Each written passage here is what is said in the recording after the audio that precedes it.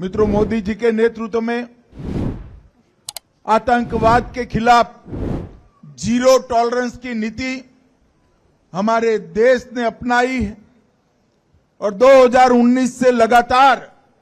एक के बाद एक हम कदम उठाते जा रहे हैं जो देश को आतंकवादी खतरों से बचाते हैं। यूएपीए में हमने अमेंडमेंट किया,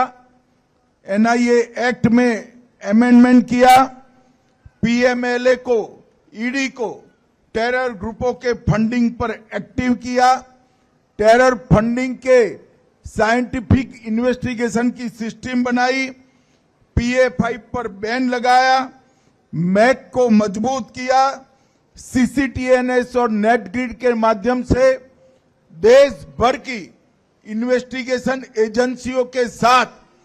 पूरे देश का डाटा साझा करने की शुरुआत की और 3 नए अपराधी कानूनों में पहली बार हमने टेररिज्म को व्याख्यायित कर अदालतों में जो लूपहोल्स ढूंढते थे वो छिद्र भी भरने का काम किया है। अब तक 57 से ज्यादा व्यक्तियां और कई ऑर्गेनाइजेशन को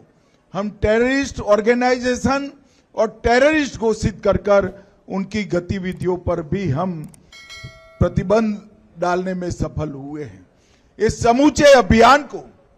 अगर हम ध्यान से देखें तो धारा 370 समाप्त करने से लेकर